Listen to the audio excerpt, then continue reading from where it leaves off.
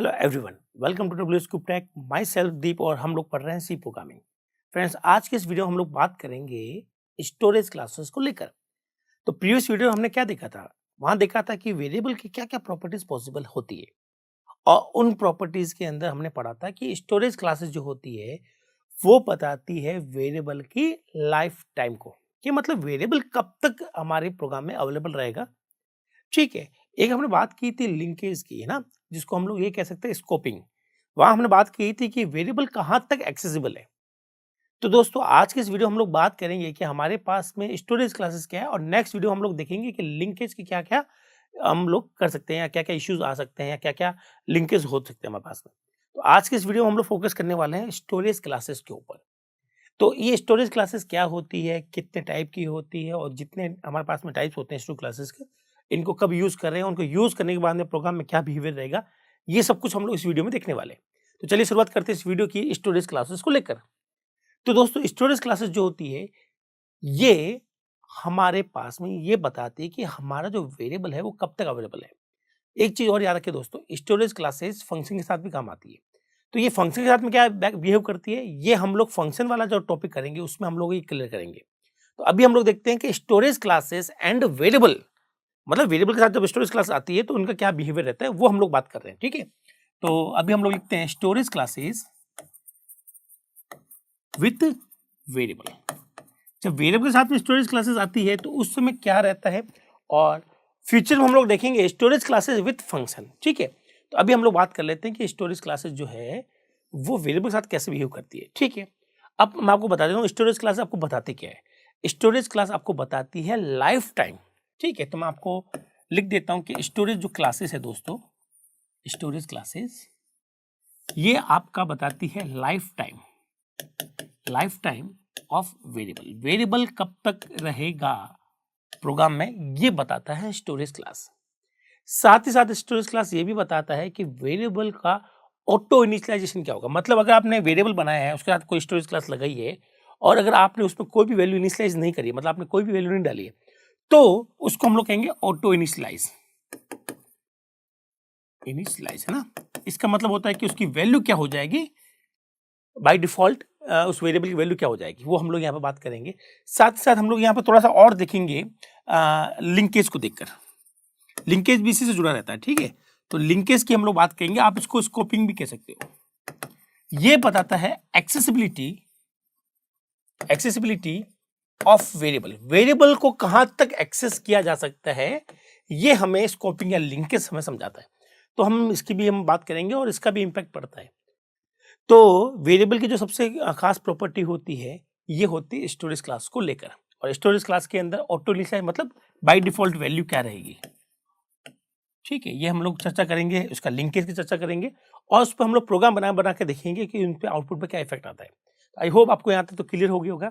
अब हम लोग बात करते हैं कि हमारे पास में कितनी स्टोरेज क्लासेस होती है ना, कितनी स्टोरेज क्लासेस होती है। तो स्टोरेज क्लासेस दोस्तों सी के अंदर 4 दे रखी है। एक दे रखी है ऑटो। ये सब कीवर्ड है दोस्तों ना। तो आप अगर किसी वेरिएबल का अगर आप लिखते हैं ऑटो, तो वो क्या कहलाता है, स्टोरेज क्लास क्या कहलाएगी, उसकी ऑटो कहलाएगी। ठीक है। फिर इसके साथ में हमें दे रखा होता है स्टैटिक।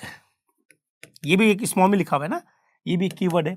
तो जितने भी हम लोग यहाँ पर कीवर्ड यूज कर रहे हैं वो सब स्टोरेज क्लासेस को रिप्रेजेंट करते हैं। फिर हम लोग यूज करेंगे एक्सटर्न मतलब एक्सटर्नल, और लास्ट में हम लोग यूज करेंगे रजिस्टर। क्या यूज करेंगे, रजिस्टर। तो ये 4 स्टोरेज क्लासेस होती है जिसका वेरिएबल पे एक बहुत बड़ा इंपैक्ट रहता है। ठीक है। तो अभी इसको हम लोग शुरुआत करते हैं। चारों में से जो सबसे पहले है वो है ऑटो। कहीं बुक या कहीं ऑथर्स को ऑटोमेटिक इसको भी कहते हैं ना, ऑटोमेटिक स्टोरेज क्लास भी बोलते हैं। ठीक है।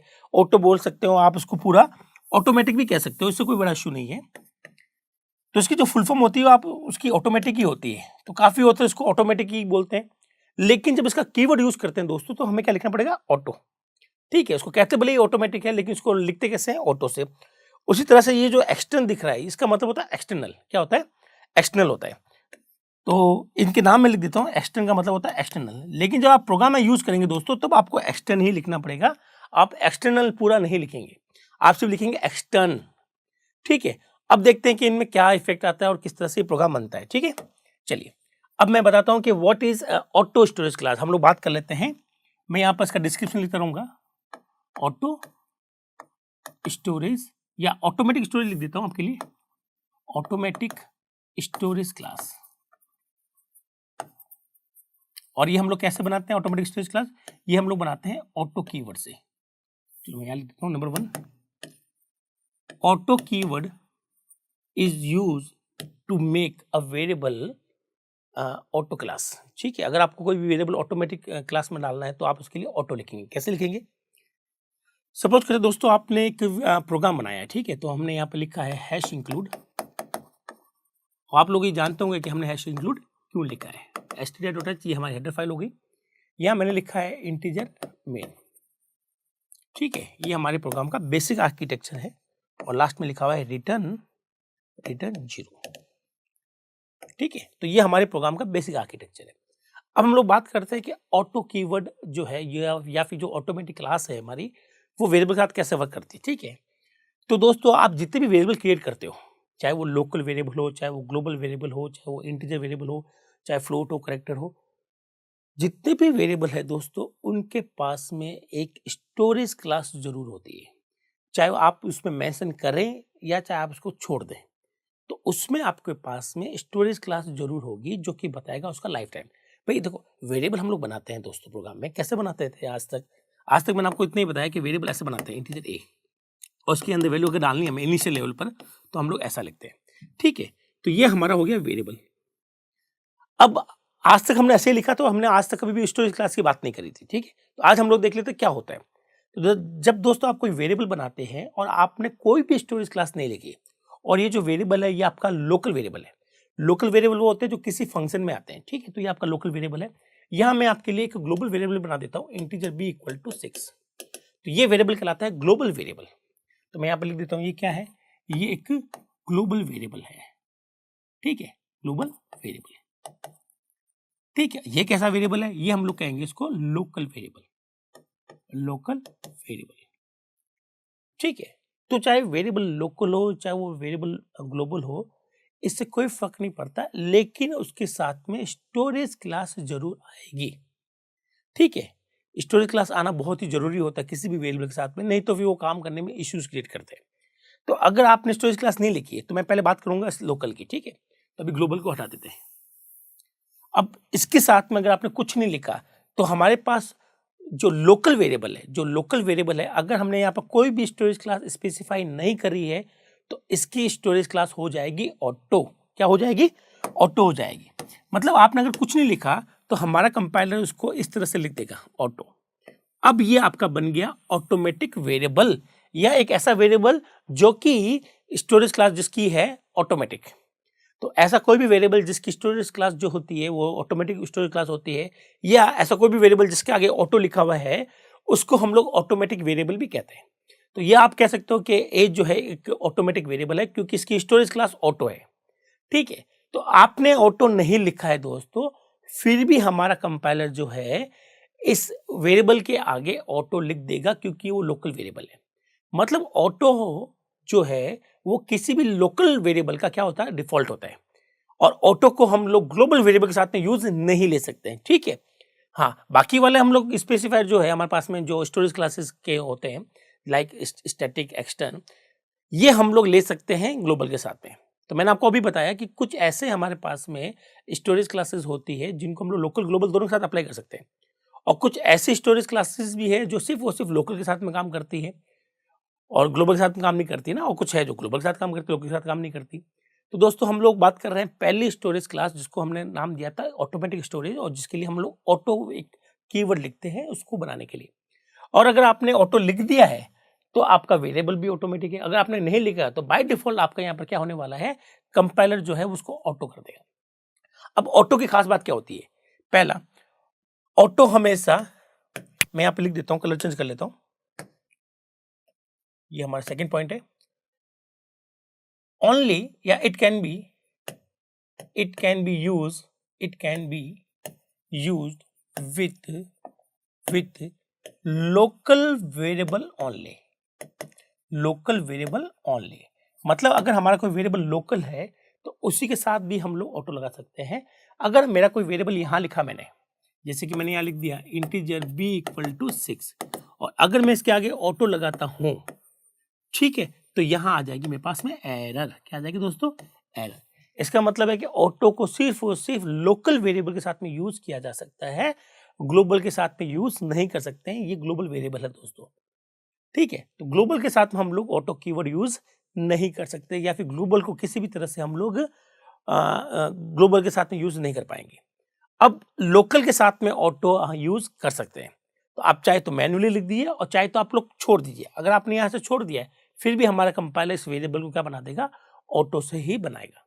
तो ये आप चाहे तो इंट ए लिखें, चाहे ऑटो इंट ए लिखें, दोनों ही सिमिलर है, ठीक है। हमारा कंपाइलर हमारे लिए एक स्टोरेज क्लास चूज कर लेगा लोकल वेरिएबल के लिए, ठीक है।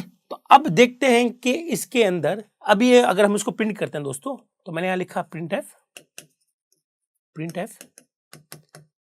अब मैं ए को प्रिंट करने वाला हूँ, ठीक है। ए में किस तरह की वैल्यू है? एक इंटीजर वैल्यू, तो हमने क्या यूज किया? % d यूज किया। नाउ इसका आंसर आएगा 5। क्या आएगा? 5 आएगा। यहाँ तक प्रोग्राम तो बिल्कुल सही है, कोई दिक्कत नहीं है।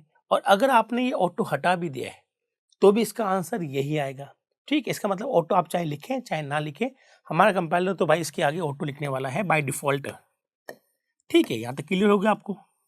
और ये लाइन हमें हटानी पड़ेगी क्योंकि ये एरर है, क्योंकि ग्लोबल वेरिएबल कभी भी ऑटो से नहीं बन सकते, ठीक है दोस्तों। तो यहाँ तक हमारा पार्ट क्लियर है। नाउ अब मैंने इसको चला कर लिखा है, इट्स ओके। अब क्या हो अगर मैं इसमें वैल्यू नहीं डालूं? मैंने सिर्फ इतना लिखा है ऑटो इंट ए, या फिर मैं ये भी लिख सकता हूँ इंट ए। दोनों केस में हमने इसमें को ए में किसी भी तरह की वैल्यू नहीं डाली है ना। फिर मैं ए को प्रिंट करूँ तो क्या वैल्यू आनी चाहिए? तो जो ऑटोमेटिक वेरिएबल होते हैं उनकी बाय डिफॉल्ट दोस्तों वो वैल्यू होती है जो हम लोग पुट नहीं करते हैं, ठीक है। जैसे कि यहाँ पर हमने किसी भी तरह से ए में कोई भी वैल्यू नहीं डाली है, तो इसकी खुद ब खुद एक वैल्यू आ जाएगी जो कि होती है गार्बेज वैल्यू, जो हमने पहले भी डिस्कस किया था। तो इसकी जो बाय डिफॉल्ट वैल्यू होगी, बाय डिफॉल्ट वैल्यू, ठीक है, वो आपकी होगी गार्बेज मतलब कोई भी एक रैंडम वैल्यू आ सकती है यहाँ पर, ठीक है। जैसे आप इसको एक के अंदर ऑटो से बनाया, चाहे ना बनाओ क्योंकि कंपाइल तो ऑटो बनाने वाला है, तो आप जैसे इसको प्रिंट करेंगे, आपने किसी भी तरह की कोई भी वैल्यू आपने ए में पुट नहीं की है, उस केस में हमारे पास में जब ए को हम लोग प्रिंट करेंगे तो उस केस में ए की वैल्यू क्या आ जाएगी? एक गार्बेज वैल्यू। मतलब आपका जो आंसर आएगा, एक नंबर आएगा, वो नंबर पॉजिटिव भी हो सकता है, नेगेटिव भी हो सकता है, और आप कभी पता नहीं लगा सकते वो नंबर क्यों आया है, कुछ भी आ सकता है, सबके अलग अलग आएगा, ठीक है। मैंने चलाया तो हो सकता है मेरे आउटपुट में जैसे मान लो 2000 आ जाए, आपके +2000 आ जाए ना, कुछ भी आ सकता है, ऐसा कोई फिक्स नहीं है कि यहाँ पर कौन सी वैल्यू आएगी। इसी वजह से इसको हम लोग कहते हैं गार्बेज वैल्यू। और ये गार्बेज वैल्यू क्यों आती है, ये हमने प्रीवियस 2 लेक्चर पहले इसके बारे में डिस्कस किया था कि गार्बेज वैल्यू क्या होती है। चलिए यहाँ तक तो हो गया बाय डिफॉल्ट वैल्यू। अब इसका हम लोग बात करते हैं लिंकेज की, मतलब इसकी स्कोपिंग की, ठीक है। तो इसकी स्कोपिंग जो होती है या जो इसका लिंकेज होता है, लिंकेज को दोस्तों हम लोग स्कोपिंग भी कहते हैं, ठीक है। मैं आगे लिख देता हूँ आपके लिए। स्कोपिंग मतलब ये बताएगा कि इस वेरिएबल को कहाँ तक एक्सेस किया जा सकता है। तो इसकी जो लिंकेज होती है वो होती है नो लिंकेज। दोस्तों नो लिंकेज का मतलब है कि ये जो वेरिएबल है आपका, इसकी स्टोरेज नो लिंकेज है। मतलब ये केवल और केवल अपने इस फंक्शन के अंदर, जैसे इंट ए जो है वो मेन फंक्शन में बनाया गया है, तो सिर्फ मेन के अंदर ही इसको यूज किया जा सकता है, कहीं और यूज नहीं कर सकते हम लोग, ठीक है। इसका मतलब क्या हुआ? अगर मैं ऐसा प्रोग्राम बनाऊं, ठीक है, जैसे कि मैं इसको बनाता हूं इस तरह से, मान ले तो मेरे पास में एक फंक्शन है void hello, ये मेरा फंक्शन हो गया, ठीक है। और यहाँ पर मैंने लिख दिया इंटीजर a इक्वल टू 5, ठीक है, a इक्वल टू 5। नाउ इसके आगे अगर हमने लिखा ऑटो, तो इसकी जो लिंकेज होगी दोस्तों वो होगी यहाँ तक। मतलब आप इस a को यहाँ तक यूज कर सकते हो और आप इसको कहीं यूज नहीं कर सकते। जैसे मैं यहाँ पर लिखता हूँ प्रिंट एफ %d, a, ठीक है। अब हम लोग मेन में आ जाते हैं, तो ये हमारा इंटीजर मेन, ओके। नाउ ये हमारा रिटर्न 0, और हमने यहां से कॉल किया है हेलो को। तो प्रोग्राम कैसे रन होगा? शुरुआत मेन से होगी, मेन के बाद में हम लोग जाएंगे हेलो की कॉलिंग पर, हेलो की कॉलिंग से कंट्रोल आ जाएगा हेलो फंक्शन पर, यहाँ पर आएंगे, यहाँ पर हमने ए बनाया, ए की वैल्यू हमने 5 सेट कर दी और हमने 5 को प्रिंट कर दिया, हम वापस प्रोग्राम आ गया और हमारा प्रोग्राम खत्म। यहाँ तक तो सब कुछ सही था। हाँ, अगर मैं यहाँ पर लिखता हूँ प्रिंट एफ %d ए, तो दोस्तों अब हमारे प्रोग्राम में एरर है। वो एरर इस लाइन में आएगी। वो कहेगा कि आप अगर ए को प्रिंट कराना चाहते हो तो ए कहाँ पर है। आप कहेंगे सर ए तो हेलो में, तो हेलो वाला जो ए है वो नीचे काम में नहीं आएगा, क्योंकि इसकी जो लिंकेज होती है दोस्तों, वो लिंकेज होती है नो लिंकेज। नो लिंकेज का मतलब है, आप यूँ समझ लो, नो लिंकेज को हम लोग कह सकते हैं कि भाई फंक्शन तक ही वैलिड रहना। तो मैं आगे से यहाँ लिख देता हूँ, ठीक है, यूज्ड इन फंक्शन ओनली, मतलब ये जिस फंक्शन में लिखा हुआ है उसी के अंदर ये यूज कर सकते हैं। मतलब यहाँ मैं इसको यूज कर सकता हूँ, इसकी वैल्यू को प्रिंट कर सकता हूँ, चेंज कर सकता हूँ, जो चाहे वो कर सकता हूँ, लेकिन इस ए को मेन में यूज नहीं किया जा सकता या किसी और फंक्शन में यूज नहीं किया जा सकता, क्योंकि वो इस फंक्शन का लोकल है। ठीक है, तो ये लिंकेज ये बता रही है कि हमारा जो वेरिएबल है वो ऑटो से बना हुआ है। ऑटो से बनने के कारण इसकी लिंकेज जो है वो हो गई है नो लिंकेज, मतलब ये फंक्शन तक वैलिड रहेगा और इसके फंक्शन के बाद इसको किसी भी तरह से यूज नहीं किया जा सकता। ठीक है, तो ये तो हो गई इसकी लिंकेज के बारे में। बाय डिफॉल्ट वैल्यू, जब अगर इस पर वैल्यू नहीं डालेंगे तो इसकी बाय डिफॉल्ट वैल्यू क्या रहेगी, इसकी बाय डिफॉल्ट वैल्यू रहेगी हमारे पास में गार्बेज। क्या रहेगी दोस्तों, गार्बेज। तो ये हमारा ऑटो वेरिएबल।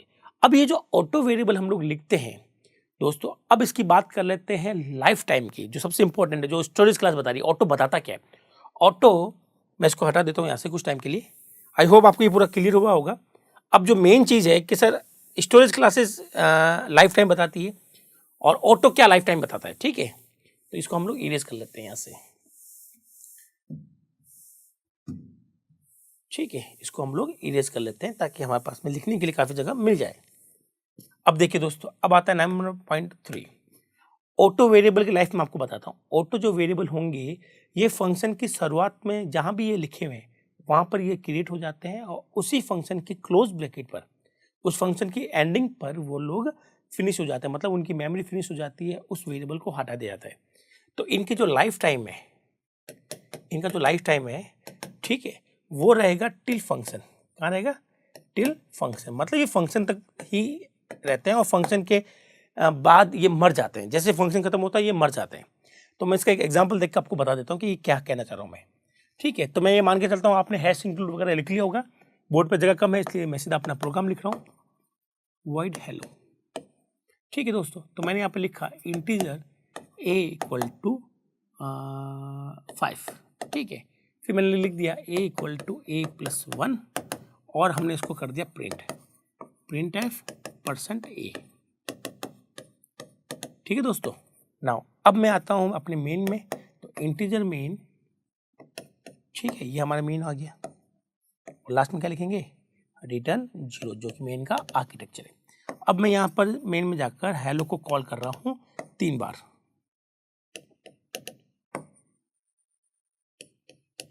अब आप समझ जाइए कैसे। अब मैं आपसे थोड़ा सा कलर चेंज कर लेता हूँ और आपको बताता हूँ कि क्या होने वाला है। ठीक है दोस्तों, तो ऑटोमेटिक वेरिएबल ये तभी बनेंगे जब ये हेलो फंक्शन चलेगा। जब तक हेलो नहीं चल रहा है तब तक ऑटो या ये वेरिएबल कभी नहीं बनेगा। ठीक है, तो शुरुआत कहाँ से हुई, मेन से। ठीक है, अब हम लोग आए हेलो की कॉलिंग पर। यहाँ आ गया अगला स्टेप, यहाँ से कंट्रोल चला जाएगा हेलो के ऊपर, ये हेलो फंक्शन पर आ गए। नाउ जैसे हम लोग नीचे आएंगे तो इस पॉइंट पर ये हमारे पास में ए बन जाएगा। ए की वैल्यू कितनी हो गई, 5। ठीक है, फिर हमने लिखा 5 + 1 6 गोज टू ए। ये 6 किस में जाएगा, ए में जाएगा। तो ए की वैल्यू कितनी हो गई है, 6 हो गई है। फिर हमने प्रिंट किया ए की वैल्यू अभी हमें क्या मिल रही है, 6। तो क्या प्रिंट हो जाएगा दोस्तों, 6 प्रिंट हो जाएगा। ठीक है, फिर ये हमारे पास में ये इस फंक्शन का क्लोज ब्रैकेट है, इस फंक्शन की एंडिंग है। तो हेलो यहाँ पर फिनिश हो जाएगा। जैसे हमारा कंट्रोल यहाँ आएगा उसके बाद ये हेलो फंक्शन खत्म और ये वेरिएबल भी मेमोरी से हट गया, मतलब ये हमारे पास मेमोरी खाली हो गई। ठीक है, चलिए अब वापस हम लोग आ जाते हैं नेक्स्ट लाइन पर।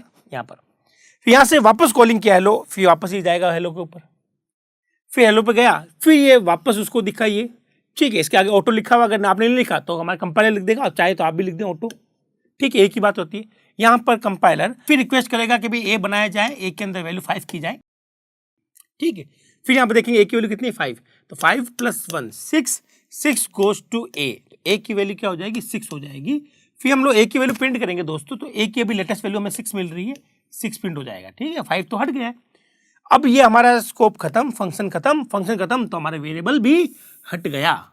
इसका मतलब आप समझ रहे हैं कि वेरिएबल कब बन रहा है और कब हट रहा है। वेरिएबल यहाँ बन रहा है और यहाँ वो वेरिएबल फिनिश हो रहा है। ठीक है, चलिए फिर हमने तीसरी बार वापस कॉल किया, फिर ये हेलो पर जाएगा, फिर यहाँ से लिखा हुआ है ऑटो इंट ए, तो यहाँ पर दोस्तों ए दोबारा बनेगा, दोबारा क्या 3 बार हो गया है, तीसरी बार बनेगा और ए की वैल्यू क्या सेट हो जाएगी 5 से। ठीक है, फिर यहाँ पे लिखा हुआ है ए की वैल्यू जो भी है 5 + 1 6 गोज टू ए की वैल्यू में वापस हमने क्या डाल दिया 6 डाल दिया। फिर हमने लिखा प्रिंट कीजिए ए की वैल्यू को, तो ए की वैल्यू भी 6 आ रही है तो हमने 6 प्रिंट कर दिया। ठीक है, अब हमारा ये स्कोप खत्म, ये खत्म, तो हमारा ए भी मर गया। अब हम लोग नीचे आएंगे, अब हमारे पास में प्रोग्राम में रिटर्न हो गया और हमारा रिटर्न के बाद में हमारा मेन फंक्शन खत्म हो जाएगा। तो इस तरह से आपको आउटपुट मिलेगा 6 6 और 6। तो आपने यहाँ पर एक चीज़ नोटिस की होगी कि स्टोरेज क्लासेस अगर ऑटो है, ठीक है, तो उस केस में वेरिएबल यहाँ बनता है और ये वेरिएबल इस फंक्शन में लिखा गया है, तो वो इस फंक्शन के एंड पर खत्म हो जाएगा, फिनिश हो जाएगा, मर जाएगा। ठीक है, तो अगर मैं इसकी लाइफ टाइम पूछूं कि भाई ये कब तक जिंदा रहता है ये वेरिएबल, तो आप कहेंगे सर ये जो वेरिएबल है उस फंक्शन तक जिंदा रहता है। ठीक है, ओके, तो हम लोग बात करेंगे यहाँ पर अपने चौथे पॉइंट की, 4th नंबर पॉइंट की बात करेंगे हम लोग। और हम लोग यहाँ बात करेंगे कि जो इसकी लाइफ टाइम है टिल फंक्शन है। आप समझ गए ना, हाँ ये लिख दिया मैंने। तो आपने देखा उसकी लाइफ टाइम जो है वो टिल फंक्शन तक है। टिल फंक्शन का मतलब जब तक फंक्शन चल रहा है, जब तक फंक्शन एग्जिस्ट कर रहा है, जब वो चल रहा है तब तक उसका ऑटो वाला वेरिएबल मेमोरी में रहेगा। जैसे ही फंक्शन फिनिश हुआ तो उसका वेरिएबल मेमोरी से हट जाएगा। दोस्तों ये तो हुई हमारी ऑटो को लेकर बात कि ऑटो जो है एक लोकल वेरिएबल ही हो सकता है, ग्लोबल के साथ कभी ऑटो काम नहीं आएगा। इसका ध्यान रखेंगे हम लोग। कॉम्पिटिशन में क्वेश्चन आते हैं जहाँ ग्लोबल वेरिएबल के साथ में हम लोग ऑटो लिख देते हैं और उस केस में उसका आउटपुट पूछे तो आप कहेंगे सर इसका आउटपुट है एरर। ठीक है, क्योंकि हमारे पास में ऑटो जो वर्ड है, ऑटो जो स्टोरेज क्लास है, वो ग्लोबल के साथ कभी काम नहीं आ सकता दोस्तों। ठीक है ना, अब ऑटो हमेशा लोकल के साथ काम आएगा। नंबर 2, ऑटो में अगर आपने वैल्यू नहीं पुट करी है तो इसकी वैल्यू बाय डिफॉल्ट हो जाती है गार्बेज, मतलब कोई भी एक वैल्यू प्रिंट कर देगा अगर आपने उस ऑटो वेरिएबल में वैल्यू नहीं डाली है तो। नंबर 3, ऑटो जो वेरिएबल होता है उनकी जो लिंकेज होती है, उनके जो स्कोपिंग होती है वो ये बताता है कि वो कहाँ तक एक्सेस होगा, तो वो होती है फंक्शन तक। मतलब आप किसी भी तरह से इस एक को मेन में यूज़ नहीं कर सकते डायरेक्टली। आप मतलब मेन में कहीं भी जाकर आप प्रिंट ए नहीं लिख सकते या ए = 5 नहीं लिख सकते। इस ए का यूज़ करने का जो राइट्स है वो केवल इस फंक्शन के पास में है। ये कहलाता है नो लिंकेज, मतलब इसके पास इसके अलावा कोई और यूज़ नहीं करेगा और ये किसी से नहीं जुड़ा हुआ है। तो नो लिंकेज का मतलब है कि ये जो वेरिएबल है वो हेलो के साथ साथ किससे जुड़ा हुआ है। तो नो लिंकेज का मतलब है कि किसी से नहीं जुड़ा हुआ। ठीक है, ये अच्छी है। अब हमने फिर बात करी कि ये जो ऑटो वेरिएबल है ये कब बनते हैं और कब ये मेमोरी से हट जाते हैं। तो ऑटो वेरिएबल हमारे पास में जो होते हैं वो फंक्शन की शुरुआत में बनते हैं, मीन्स जहाँ से भी ये लिखा हुआ है वो वहाँ से बनते हैं और उस फंक्शन के एंड पर ये मर जाते हैं। तो अगर आप किसी भी फंक्शन को बार बार कॉल करें तो ये बार बार बनेंगे, बार बार मर जाएंगे रिकर्सिवली। ठीक है, तो ये जो ऑटो वेरिएबल होते हैं, ठीक है, तो आप इनको कह सकते हैं कि इनका लाइफ टाइम बहुत ही छोटा होता है। ठीक है, ये सिर्फ फंक्शन तक रहते हैं एज कम्पेयर टू अदर। तो मैं अगर इनकी बात करूं तो शॉर्टर लिखूंगा यहाँ पर, शॉर्टर लाइफ टाइम। मतलब स्टैटिक की मैं बात करूं तो स्टैटिक वाले वेरिएबल इससे ज़्यादा देर तक जिंदा रहते हैं, ये काफ़ी कम टाइम तक जिंदा रहते हैं। शॉर्टर लाइफ टाइम, इसका लाइफ टाइम क्या होता है, बहुत ही शॉर्ट होता है। ठीक है, इसी फंक्शन तक है और ये बार बार क्रिएट होते हैं, बार बार डिस्ट्रॉय होते हैं, फिर क्रिएट होते हैं, फिर डिस्ट्रॉय होते हैं। ठीक है, आप इसका ध्यान रखेंगे, ऐसा नहीं कि ये एक बार बनते हैं। तो ये है दोस्तों हमारी ऑटो क्लास और उससे जुड़ी हुई सारी चीज़ें जो हमने डिस्कस कर ली है यहाँ पर। आई होप आपको इस एग्जाम्पल से पूरी अच्छी तरह से क्लियर हुआ होगा। इसी एग्जाम्पल को हम लोग स्टैटिक के साथ भी देखेंगे। ठीक है, तो ये हमारे ऑटो क्लास की कुछ जानकारी है। ठीक है, और ऑटो क्लास वाले वेरिएबल को हम लोग ऑटोमेटिक वेरिएबल भी कहते हैं। तो अगर हमसे ऑटो स्टोरेज क्लास ना पूछ के ये पूछ लिया गया है कि व्हाट इज ऑटोमेटिक वेरिएबल, तो उसका एक्सप्लेनेशन वही होता है कि ऑटोमेटिक वेरिएबल वो वेरिएबल होते हैं जिनकी स्टोरेज क्लास ऑटो होती है। ठीक है, तो ये हमारे पास में ऑटो स्टोरेज क्लास हो गई है। चलिए अब इसको हम लोग इरेज कर लेते हैं और हम लोग पढ़ते हैं स्टैटिक के बारे में। तो जो स्टैटिक है वो थोड़ा सा कॉम्प्लिकेटेड है। ठीक है, तो उसको आप अच्छे से समझिएगा और इस प्रोग्राम को भी मैं इरेज कर देता हूँ। ठीक है, मैं पूरा इरेज कर देता हूँ यहाँ से। नाउ अब हम लोग बात करेंगे दोस्तों कि हमारे पास में ये जो स्टोरेज क्लास है स्टैटिक, उसका क्या रोल है। ठीक है, तो यहाँ मैं लिखूंगा स्टैटिक स्टोरेज क्लास। ठीक है, स्टैटिक स्टोरेज क्लास, इसकी क्या क्या जानकारी अवेलेबल होती है। ठीक है, तो हम लोग चलो शुरुआत करते हैं यहाँ से। नंबर 1, स्टैटिक जो स्टोरेज क्लास है ये आप लोग लोकल और ग्लोबल के साथ में भी काम में ले सकते हो। तो पहला पॉइंट आप ये याद रखें, ये जो होते हैं स्टोरेज, स्टैटिक स्टोरेज, ठीक है, मैं इसको ऐसा लिख दूँ शॉर्ट में, static storage can be used with local या और ग्लोबल वेरिएबल। ठीक है, ग्लोबल, या फिर मैं ऐसे लिख दूँ ना, ऑल वेरिएबल। तो ये जो स्टैटिक कीवर्ड है, ये जो स्टैटिक स्टोरेज क्लास है, ये सभी तरह के वेरिएबल, चाहे वो लोकल हो चाहे वो ग्लोबल, सबके साथ में काम में आता है। ठीक है, जबकि ऑटो सिर्फ लोकल वेरिएबल के साथ में काम में लेते हैं। ठीक है, चलिए दूसरी चीज हमें ये बतानी है कि ये जो हमारे पास में स्टैटिक स्टोरेज क्लास है, अगर कोई वेरिएबल स्टैटिक स्टोरेज क्लास से बना हुआ है, ठीक है, अगर कोई भी वेरिएबल चाहे लोकल हो चाहे वो ग्लोबल हो, अगर वो स्टैटिक स्टोरेज क्लास से बना हुआ है तो उसकी बाय डिफॉल्ट वैल्यू, मतलब उसकी जो डिफॉल्ट वैल्यू होती है वो क्या होगी। ठीक है, तो मैं यहाँ पर लिख देता हूँ कि उसकी डिफॉल्ट वैल्यू क्या होगी। दोस्तों, अगर कोई भी वेरिएबल आप स्टैटिक से बनाएंगे तो इसकी डिफॉल्ट वैल्यू जो है ये फिक्स है, वो क्या रहेगी, वो रहेगी 0 इंटीजर की केस में, और 0.0 फ्लोट की केस में।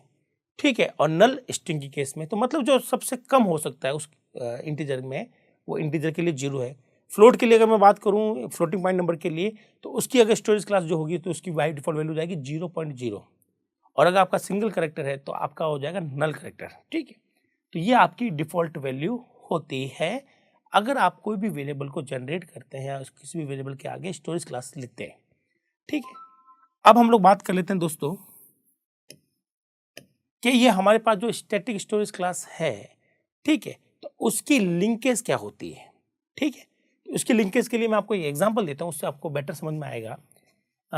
मैं मान के चलता हूँ कि आपने यहाँ पर हैश इंक्लूड लिख लिया है प्रोग्राम के अंदर, stdio.h। ठीक है, यहाँ आपने एक फंक्शन बनाया है इंटीजर मेन। ठीक है, मैं थोड़ा सा उसको डार्क कर लेता हूँ ताकि आपको अच्छे से विजिबल हो जाए। ठीक है, यह मैंने एक लिखा variable integer a equal to या a। ठीक है, और इसके आगे मैंने क्या लिख दिया है, स्टैटिक, क्या लिख दिया, स्टैटिक इंट a। इसका मतलब इस ग्लोबल वेरिएबल की स्टोरेज क्लास कौन सी है, स्टैटिक है। ठीक है, चलिए, और मैं यहाँ से एक और बना लेता हूँ, स्टैटिक हो गई हमारे पास में। ठीक है, यहाँ पे एक हम लोग बना लेते हैं स्टैटिक लोकल इंटीजर b। ठीक है, तो दोस्तों ये तो है ग्लोबल जो कि स्टैटिक है, और ये है लोकल जो कि स्टैटिक है। तो स्टैटिक लोकल के साथ में भी काम आ सकता है और ग्लोबल के साथ में भी काम में ले सकते हैं। अब बात करते हैं कि स्टैटिक आने पर क्या होने वाला है। ठीक है, तो हम बात कर रहे हैं कि इसकी डिफॉल्ट वैल्यू क्या होगी। तो दोस्तों यहाँ पर जो डिफॉल्ट वैल्यू है वो होगी 0, और इसकी भी डिफॉल्ट वैल्यू क्या होगी, 0। मतलब अगर मैं यहाँ पर लिखता हूँ print F %d a, b, a जो कि ग्लोबल है, जिसकी वैल्यू हमने कुछ नहीं डाली, तो वो यहाँ पर प्रिंट करेगा 0, और b की वैल्यू भी क्या होगी, प्रिंट 0। तो इस तरह से हमारे पास में आउटपुट आएगा। ठीक है, तो ये तो हो गया हमारे पास में डिफॉल्ट वैल्यू को लेकर एक छोटा सा प्रोग्राम। और क्या क्या इसके साथ में होता है तो देखते जाइएगा। अब हम लोग बात कर लेते हैं लिंकेज की। लिंकेज मतलब ये कहाँ तक एक्सेसिबल है। ठीक है, तो दोस्तों इसका जो लिंकेज होता है, लिंकेज उसको कहते हैं इंटरनल लिंकेज। क्या बोलेंगे दोस्तों, मैं पूरा लिख देता हूं अच्छे से। इसका जो लिंकेज होता है वो कहलाता है इंटरनल लिंकेज या स्कोपिंग। ठीक है, इसका क्या होगा, नो लिंकेज। क्या होगा, नो लिंकेज। मतलब दोनों में फर्क क्या है, मतलब स्टैटिक वाले की जो लिंकेज है ये बदलता है अकॉर्डिंग टू लोकल और ग्लोबल। ठीक है, तो ग्लोबल के लिए इसकी क्या रहती है लिंकेज, उसको हम लोग कहते हैं इंटरनल लिंकेज, और लोकल के लिए क्या रहेगी, नो लिंकेज। तो लोकल वेरिएबल चाहे तो ऑटो हो चाहे वो स्टैटिक से बने हो, वो हमेशा नो लिंकेज के साथ नहीं बनते हैं। ठीक है, ग्लोबल जो है वो हमारा हमेशा यहाँ पर जो हमने स्टेट लिखा तो किससे बन जाएगा, इंटरनल लिंकेज से बन जाएगा। अब इंटरनल लिंकेज और उसका मतलब क्या होता है वो समझ लेते हैं, ठीक है। तो दोस्तों ये जो वेरिएबल है, अगर मैं बोलूं कि इसका जो लिंकेज है वो नो लिंकेज है, मतलब इस वेरिएबल का यूज़ आप केवल यहाँ तक कर सकते हैं, इस फंक्शन तक। और कोई अगर फंक्शन अवेलेबल है, हेलो या हाई, कोई भी एक फंक्शन अवेलेबल है मेन के अलावा, तो वहाँ पर इस बी का यूज़ नहीं किया जा सकता डायरेक्टली। आप वहाँ पर किसी और फंक्शन में जाकर इंटीजर या बी इक्वल टू 5 नहीं लिख सकते हैं, ठीक है। और या आप वहाँ पर उसको इसी वेरिएबल को वहाँ पर आप प्रिंट नहीं कर सकते डायरेक्टली। हाँ, इस नाम का एक और वेरिएबल बना सकते हो, लेकिन वो चीज़ अलग है, वो अलग बनी हुई है, वो बात अलग है। तो यहाँ पर इस वेरिएबल को आप किसी भी तरह से किसी और फंक्शन में डायरेक्टली काम में नहीं ले सकते। यही नो लिंकेज का कॉन्सेप्ट होता है। अब यहाँ लिखा हुआ है इंटरनल लिंकेज। तो इंटरनल लिंकेज क्या होती है? तो इंटरनल लिंकेज का मतलब होता है कि ये जो वेरिएबल है, ये हमारी जो फाइल है, ठीक है, जैसे मान ले तो मैंने जो फाइल बनाई है उसका नाम है main.c। तो main.c के अंदर मैंने लिखे 4 फंक्शन। क्या लिखे? 4 फंक्शन लिखे, जैसे कि हेलो, हाई और बाय, और एक लिखा मेन फंक्शन। तो ये जो ग्लोबल वेरिएबल है जिसकी लिंकेज होती है इंटरनल लिंकेज, इसका मतलब वो जो स्टैटिक अगर आपने लिखा इंट ए यहाँ पर, वो इस फाइल में आने वाले इस फाइल में आने वाले जितने भी फंक्शन है उनके लिए वैलिड है, मतलब वो वहाँ तक एक्सेस किए जा सकते हैं। मतलब कैसे? मैं यहाँ पर क्या करता हूँ, आपको एक एग्जाम्पल देता हूँ ताकि आपको उस एग्जाम्पल थ्रू मैं अच्छे से क्लियर कर पाऊँ। मैं मान के चलता हूँ आपने दोस्तों हैशिंग टूल लिख लिया हो, ठीक है। अब मैं यहाँ पे लिखता हूँ स्टैटिक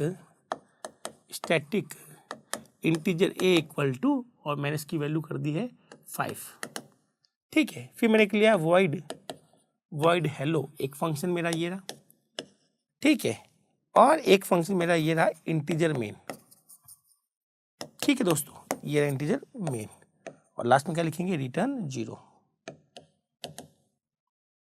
ठीक है। चलिए अब शुरू करते हैं। तो मैं यहाँ पर एक स्टैटिक वेरिएबल बनाता हूँ, static integer b equal to 5। चलो इसकी वैल्यू मैं क्या कर देता हूँ, 6 कर देता हूँ दोस्तों, ठीक है। इसकी वैल्यू मैंने क्या कर दी, ये 5 कर दी। अब इसकी जो लिंकेज है, अब मैं यहाँ पर दोस्तों इसकी जो लिंकेज है वो होती है इंटरनल लिंकेज। इंटरनल लिंकेज का मतलब है इस वेरिएबल ए का यूज आप लोग हेलो में भी कर सकते हो, मेन में भी कर सकते हो, और ये जिस फाइल में लिखा हुआ उस फाइल तक वैलिड है। मतलब इंटरनल लिंकेज का मतलब होता है फाइल स्कोप, मतलब पूरी फाइल, एक फाइल के अंदर हजारों फंक्शन हो सकते हैं, सारे फंक्शन इसको यूज कर सकते हैं।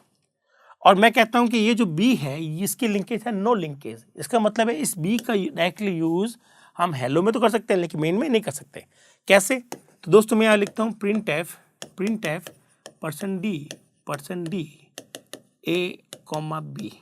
तो ये बिल्कुल सही स्टेटमेंट है। यहाँ पर हम लोग एक को भी यूज़ कर सकते हैं क्योंकि एक की लिंकेज इंटरनल है या फिर फाइल तक है, क्योंकि ये जो फंक्शन है उसी फाइल में लिखा हुआ है, तो वो फंक्शन इस एक को यूज़ कर सकता है। और यहाँ पर हम लोग बी को भी यूज़ कर सकते हैं। इस वजह से अगर दोस्तों यही लाइन में यहाँ लिखता हूँ प्रिंट एफ %d a और b, ठीक है, तो यहाँ तक तो कोई एरर नहीं है। ये कहता है यस आप ए को यूज़ कर सकते हो क्योंकि एक की लिंकेज फाइल तक वैलिड है या इंटरनल लिंकेज है, ये पूरे फाइल में आप कहीं भी यूज़ कर सकते हो, हेलो में यूज़ कर सकते हो, मेन में यूज़ कर सकते हो, कोई दिक्कत नहीं आएगी।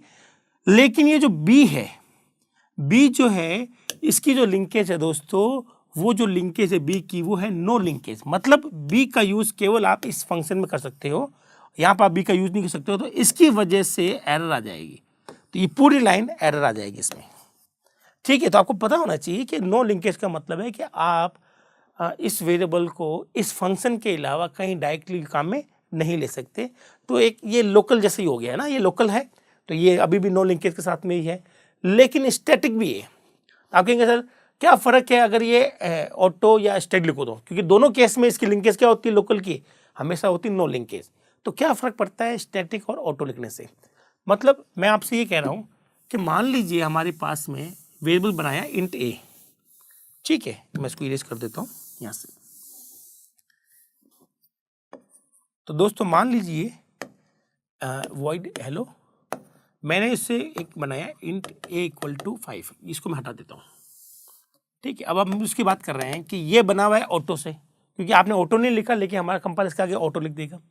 तो इसकी लिंकेज क्या होती है, नो लिंकेज। मतलब इसका यूज़ भी हम लोग इसमें कर सकते हैं, और अगर मैं इसका आगे स्टेट लिखूँ तो भी इसका यूज जो है, इस ए का यूज वो आप हेलो में कर सकते हो डायरेक्टली, मेन में इसको डायरेक्टली यूज नहीं कर सकते हो। तो आप कहेंगे सर क्या फर्क पड़ा फिर यहाँ पे स्टैटिक लिखने का, तो वो अब देख लेते हैं स्टैटिक से क्या फर्क पड़ता है। तो हमने यहाँ पर बात कर ली है लिंकेज की, है ना, लिंकेज हम लोग पढ़ चुके हैं स्टैटिक के पर्सपेक्ट में, लेकिन यहाँ पर मैं लिख नहीं सकता कि इंटरनल होगा या नो होगा, क्योंकि ये डिपेंड करता है उस वेरिएबल के टाइप पर। तो अगर वेरिएबल आपका ग्लोबल वेरिएबल है तो लिंकेज आपकी हो जाएगी इंटरनल लिंकेज, ठीक है। और अगर आपका वेरिएबल लोकल वेरिएबल है तो आपकी लिंकेज हो जाएगी नो लिंकेज, ठीक है। तो लिंकेज को लेकर बात हो गई। अब हम लोग बात कर लेते हैं उसको लाइफ को लेकर, कि अगर किसी भी वेरिएबल के आगे मैंने ये जैसे लोकल है, इसके आगे मैंने स्टिल लिखा तो क्या फर्क पड़ेगा सर, और ऑटो लिखा तो क्या फर्क पड़ेगा। तो ये जो स्टैटिक वेरिएबल होते हैं दोस्तों, ठीक है, स्टैटिक वाले जो वेरिएबल जिसका आगे स्टैटिक स्टोरेज क्लास लिखी होती है, इनकी लाइफ टाइम की बात कर रहा हूँ मैं, लाइफ की बात कर रहा हूँ, ठीक है। इनकी लाइफ होती है टिल प्रोग्राम, टिल प्रोग्राम, मतलब ये पूरे प्रोग्राम तक वैलिड है, ठीक है। इसका मतलब क्या हुआ देख लेते हैं दोस्तों। इस ए का यूज मैं डायरेक्टली यहाँ नहीं कर सकता हूँ, क्योंकि उसका रीजन स्टैटिक नहीं है, उसका रीजन है नो लिंकेज, क्योंकि इस वेरिएबल की लिंकेज क्या, नो लिंकेज। इसका मतलब मैं यहाँ पर प्रिंट ऑफ ए नहीं लिख सकता, मैं ए = 7 नहीं लिख सकता, लेकिन ये स्टैटिक है। इसका मतलब क्या हुआ वो मतलब मैं आपको बता देता हूँ। तो ये सेम प्रोग्राम वही है जो हमने पिछली बार बनाया था ऑटो से, ठीक है। तो इस प्रोग्राम को भी हम लोग देख लेते हैं, सेम प्रोग्राम है। तो आप ऑटो वाला भी एग्जाम्पल मैंने इसमें कवर कर लेता हूँ। तो दोस्तों होता क्या है दिखती जाएगा, ठीक है। और यहाँ मैं उसकी एक की वैल्यू क्या कर देता हूँ, a+1, और हमने क्या लिख दिया printf %d और a। मैं आपको ऑटो भी समझा देता हूँ वापस। प्रोग्राम की शुरुआत हमारी होगी मेन से, यहाँ से प्रोग्राम की शुरुआत होगी, हम लोग आएंगे कॉलिंग पर, कॉलिंग से हम लोग चले गए उस फंक्शन पर, यहाँ जाएंगे इस ए को बनाएंगे दोस्तों, क्योंकि ये ऑटो से बना हुआ है।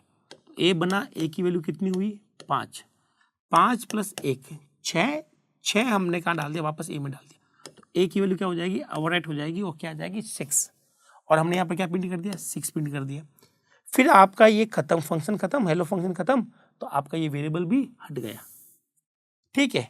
फिर दोबारा इसको चलाया, दोबारा से ए बनेगा, ए की वैल्यू 5 हो जाएगी, इस वाले स्टेटमेंट में ए की वैल्यू 6 हो जाएगी, ये स्टेटमेंट ए की लेटेस्ट वैल्यू 6 को प्रिंट कर देगा, ठीक है। फिर तीसरे बाद फिर जाएंगे, और ये मर गया, ये यहाँ आकर मर जाएगा। फिर हम लोग नीचे आ जाएंगे, वापस मेन में आ जाएंगे, फिर वापस कॉल किया, वापस चले गए, फिर वापस ये लाइन हमने देखी तो हमने वापस एक को बनाया 5 से, ठीक है। इस लाइन पर ए की वैल्यू हमने 6 कर दी, ठीक है। फिर हमने ए की वैल्यू प्रिंट की तो 6 कर दी, फिर ये खत्म, फंक्शन खत्म, तो ये हमारा ये भी खत्म, और हम लोग मेन में आ गए। अब मेन में कुछ बचा ही नहीं है, तो प्रोग्राम भी खत्म हो जाएगा, आउटपुट ये मिल जाएगा। अब दोस्तों मेन चीज़ अब आती है, वो आती है क्या हो अगर ये स्टैटिक से हो, ठीक है। तो मैं अब लिखूंगा स्टैटिक इंटीजर a = 5। बाकी प्रोग्राम में मैं कहीं चेंज नहीं कर रहा हूँ, सिर्फ उस वेरिएबल आगे स्टैटिक लिख रहा हूँ, ठीक है। ये हमारा printf जो कि a की वैल्यू को प्रिंट करेगा। अब देखते हैं क्या होता है, ये वेरिएबल कब बनता है और कब चला जाता है, ठीक है। तो मैं इसको यहाँ से इरेज कर देता हूँ, ठीक है। ये हमारा प्रोग्राम, अब इसको चलाते हैं दोस्तों। नाउ अब हमारे प्रोग्राम के अंदर शुरुआत करते हैं और देखते हैं कि हमारा प्रोग्राम कैसे चलेगा, ठीक है। तो प्रोग्राम शुरुआत कहाँ से होती है, मेन। अब जब प्रोग्राम की शुरुआत मेन से होती है तो मेन से पहले दोस्तों ध्यान से ना, स्टैटिक वेरिएबल ये प्रोग्राम एग्जीक्यूशन के पहले, मतलब मेन शुरू होने से पहले ही बन जाते हैं। ध्यान से सुनिएगा, हम हमेशा कहते हैं कि प्रोग्राम की शुरुआत मेन से हो रही है, ठीक है। तो मेन से पहले जो शुरू हो रही है, उससे पहले सबसे पहला काम क्या रहेगा जब इसका एग्जीक्यूशन होगा, सबसे पहले वो स्टैटिक वेरिएबल को बनाएगा, चाहे वो लोकल हो चाहे वो ग्लोबल हो। स्टैटिक वेरिएबल प्रोग्राम की इनिशियल फेज में बनते हैं, सबसे पहले स्टैटिक वेरिएबल बनते हैं। जब स्टैटिक वेरिएबल बन जाते हैं उसके बाद में हमारे पास में मेन से प्रोग्राम शुरू होता है। इसका मतलब ये इनके लाइफ अगर देखा जाए, ठीक है, तो मैं यहाँ पर लिख दूँ they created in memory before executing main function को एग्जीक्यूट करने से पहले ये बन जाते हैं, मतलब मेमोरी में जाएगा और ए बन जाएगा। कैसे होगा वो देख लेते हैं। तो ये जो लाइन है ये पहले ही चल जाएगी मेन के शुरू होने से पहले, और आपके पास में दोस्तों यहाँ पर ए नाम का वेरिएबल बन जाएगा जिसकी वैल्यू 5 हो जाएगी। ठीक है, यहाँ तक हो गया। अब ये जो लाइन है वो चल चुकी है दोस्तों, अब ये दोबारा कभी नहीं चलेगी। ठीक है, अब ये लाइन चल चुकी है, दोबारा कभी नहीं चलेगी। अब इसको मैं हटा देता हूँ। ठीक है ना, अब अपना प्रोग्राम शुरू करते हैं। अब शुरुआत होगी मेन से, फिर हम लोग जाएंगे हेलो की कॉलिंग पर। हेलो आपको लेके जाएगा हेलो फंक्शन पर। हेलो फंक्शन में आएंगे, ये तो चल चुकी लाइन, इसको छोड़ दूँ। अब यहाँ लिखेंगे ए की वैल्यू कितनी है कि सर 5 है, तो 5 + 1 6, 6 किस में गया, ए में गया, तो ए की वैल्यू कितनी हो गई 6, और इस प्रिंटफ ने ए की वैल्यू 6 प्रिंट कर दी है। फिर यहाँ आएंगे, ये हमारा फंक्शन खत्म हुआ, लेकिन हमारा वेरिएबल नहीं मरेगा, स्टैटिक वेरिएबल नहीं मरता। Static variable created in memory before executing main होने से पहले बन जाता है। ठीक है, और मरता कब है, डाई कब है, and die after execution of main का जब एग्जीक्यूशन खत्म हो जाएगा, मेन का जब फिनिश हो जाएगा, उसके बाद में जाकर स्टैटिक वेरिएबल मरने वाले। ठीक है, तो यहां पर हमारा स्टैटिक वेरिएबल नहीं मरेगा, वो मेमोरी अभी भी ऑक्यूपाई रखा रहेगा। ठीक है, अब हम लोग आ जाएंगे नीचे इस वाली कॉलिंग पर। ठीक है, यहां से हमने फिर कॉल किया, फिर चलाया, ये लाइन तो ऑलरेडी चल चुकी है हमारे। फिर ये देखेगा ए की वैल्यू कितनी है कि 6 है सर अभी लेटेस्ट, तो 6 + 1 7, 7 गोज टू ए, तो ए की वैल्यू हमने यहाँ पर चेंज कर दी है, 7 कर दी है, और इस वाले ए ने इसकी वैल्यू 7 प्रिंट कर दी है। फिर हम लोग यहाँ आएंगे, यहाँ आने पर भी ये नहीं मरेगा क्योंकि अभी तक हमारे पास मेन खत्म नहीं हुआ है। ठीक है, तो ये यहाँ पर भी नहीं मरेगा। फिर हम लोग अपने प्रोग्राम में आ जाएंगे मेन में, और मेन वापस कॉल कर रहा है हेलो को, तो 3 बार कॉल हो रहा है यहाँ पर। हम लोग हेलो में जाएंगे, ये लाइन चलेगी नहीं दोबारा। अब ये कह रहा है ए की वैल्यू के अंदर 1 ऐड कर दो, तो ए की वैल्यू भी कितनी आ रही है 7, तो 7 + 1 8, 8 गोज टू ए, तो ए की वैल्यू क्या हो जाएगी 8 हो जाएगी। ठीक है, फिर ये ए की जो लेटेस्ट वैल्यू है उसको प्रिंट कर देगा 8। अब हम लोग आएंगे प्रोग्राम के अंदर, वापस मेन में आ जाएंगे। अब मेन में कुछ बचा हुआ नहीं है, हमने ओस को रिटर्न किया 0, और हमारा मेन यहाँ खत्म। जब हमारा मेन खत्म हो जाएगा दोस्तों, उसके बाद जाकर कहीं ये वेरिएबल हटेगा। जब पूरा प्रोग्राम एग्जीक्यूट हो जाता है उसके बाद जाकर ये वेरिएबल डिस्ट्रॉय होता है, मतलब मेमोरी से इसको फ्री कर दिया जाता है, मेमोरी से इसको हटा दिया जाता है। तो ध्यान रखिएगा दोस्तों, ये मेन खत्म होने के बाद मेमोरी से साफ होते हैं, मेमोरी से हटा दिए जाते हैं। इसका मतलब ये है कि लोकल वेरिएबल जो होते हैं, जो नो ऑटो वेरिएबल है, ठीक है, या स्टैटिक है, तो ऑटो वाले फंक्शन के अंदर बनते हैं और वहीं मर जाते हैं फंक्शन के एंड पर। जबकि स्टैटिक जो है, चाहे वो लोकल हो चाहे वो ग्लोबल हो, स्टैटिक का फंक्शन से कोई लेना देना नहीं है जब ये क्रिएट होता है या मरता है। तो बस इसका ये है कि अगर वो स्टैटिक है और लोकल है तो इसकी लिंकेज हो जाएगी नो लिंकेज, मतलब आप इस एक का बना हुआ तो है पूरे प्रोग्राम में, लेकिन आप इसका यूज़ केवल यहाँ कर सकते हो। नंबर 2, स्टैटिक जो वेरिएबल है वो बहुत बाद में फ्री होता है, मतलब पूरा प्रोग्राम खत्म होने के बाद में फ्री होता है। मतलब सबसे ज़्यादा लाइफ टाइम अगर देखा जाए तो वो होता है स्टैटिक का।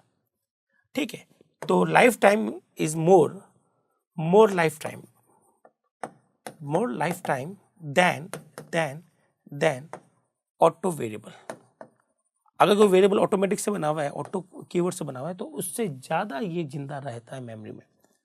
अब क्वेश्चन ये अराइज होता है कि सर ये अच्छी बात है या बुरी बात है?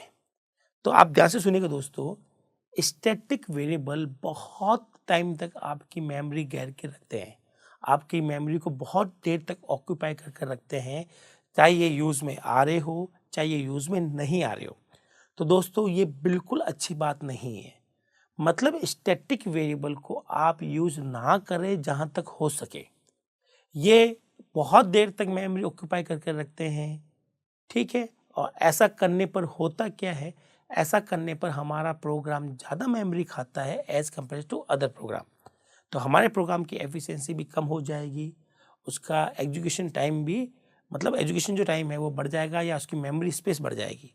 तो ये हम लोग ऐसा नहीं करते, लेकिन इसको कई बार यूज़ भी करना पड़ता है, और यूज़ कहाँ करते हैं इसको हम लोग समझ लेते हैं। ठीक है, तो मैं ये एक्स्ट्रा चीज़ें हटा देता हूँ, ये हमारी हट गई। ठीक है, ये हमारे प्रोग्राम भी हमने समझ लिया है। अब सेम प्रोग्राम आपने देखा कि अलग अलग आउटपुट दे रहा है, अगर ये ऑटो से बनाओ इससे बनाओ। तो नेक्स्ट पॉइंट में यहाँ लिख देता हूँ दोस्तों, ये जो स्टैटिक होते हैं, ठीक है, तो ये स्टैटिक वाले हम काम में क्यों लेते हैं उसकी हम लोग बात कर रहे हैं ना। तो यूज कहाँ आता है, अगर मुझे एक ऐसा कोई वेरिएबल चाहिए जो सारे फंक्शन के बीच में शेयरेबल हो, ठीक है, सारे फंक्शन के बीच शेयरेबल हो, या उसको ग्लोबल बना दे तो सबसे बेस्ट हो जाएगा, वो स्टैटिक से बना देंगे ग्लोबल तो काम खत्म हो जाएगा। और लोकल स्टैटिक हम लोग कब लेते हैं, अगर किसी फंक्शन को हमें चलाना है, हम लोग जानते हैं कि वो फंक्शन बार बार कॉल हो रहा है, रिकर्सिव कॉल हो रहा है, तो स्टैटिक उस वैल्यू को होल्ड कर सकता है कुछ टाइम तक, ठीक है। अगर ऑटो से होगा तो जैसे ही फंक्शन खत्म होगा आपका वेरिएबल भी डिस्ट्रॉय हो जाएगा, वो जो वैल्यू है वो भी हट जाएगी। जब आप दोबारा बार उस फंक्शन पर जाएंगे तब आपको नया वेरिएबल बनाना पड़ेगा क्योंकि पुराना वेरिएबल हट चुका है। अगर आपको चाहिए ऐसा कि सर जब मैं फंक्शन से वापस आ जाऊं और जब मैं सेकंड टाइम फंक्शन पे जाऊं तो मुझे जो प्रीवियस वैल्यू थी वो मुझे काम में लेनी पड़ रही है, तो उस केस में आपका जो लोकल वेरिएबल होगा वो भी हम लोग क्या बनाएंगे, स्टैटिक से बनाएंगे। तो स्टैटिक के प्रोग्राम बहुत ही रेयर होते हैं, जानबूझकर, ठीक है, बिना किसी पर्पस से किसी भी वेरिएबल को स्टैटिक नहीं बनाते हम लोग दोस्तों। क्यों? क्योंकि वो प्रोग्राम को एफिशिएंसी को कम करता है, तो ऐसा नहीं करना है। लेकिन जहाँ इसकी रिक्वायरमेंट है वहाँ इसको यूज़ कीजिएगा, ये बहुत काम का है। तो ऑटो ये काम कर नहीं पाता, ऑटो तो फंक्शन खत्म हो, आप जैसे फंक्शन को छोड़कर कहीं और फंक्शन पर चले जाएंगे फंक्शन खत्म कर तो वो ऑटोमेटिक वेरिएबल मर जाता है। आप कहते हैं मैं दोबारा जाऊंगा तो मुझे प्रीवियस वैल्यू देखनी है, तो इस केस में आपको स्टैटिक की नीड पता चलती है। तो दोस्तों अब तक हमने ऑटो और स्टैटिक दोनों स्टोरेज क्लास देख ली है। अब इस थोड़ा सा हम लोग कंपैरिजन कर लेते हैं दोनों के बीच, ठीक है। पहला, ऑटो स्टैटिक क्लास जो होती है उसके वेरिएबल को हम लोग ऑटोमेटिक वेरिएबल या ऑटो वेरिएबल भी कहते हैं। स्टैटिक स्टोरेज क्लास वेरिएबल जो होते हैं उनको हम लोग स्टैटिक वेरिएबल भी कहते हैं। ये तो हुई नॉमिनेशन की बात।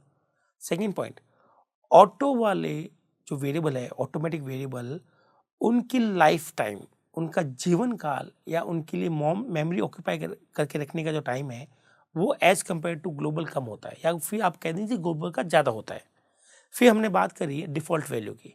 तो ऑटो जो वेरिएबल है इसकी डिफ़ॉल्ट वैल्यू होती है गार्बेज, जबकि स्टैटिक वेरिएबल जैसे कि अगर मैं लिखता हूँ स्टैटिक इंट ए, तो अगर आप इसमें वैल्यू डालोगे तो इसकी वैल्यू प्रिंट होगी 0।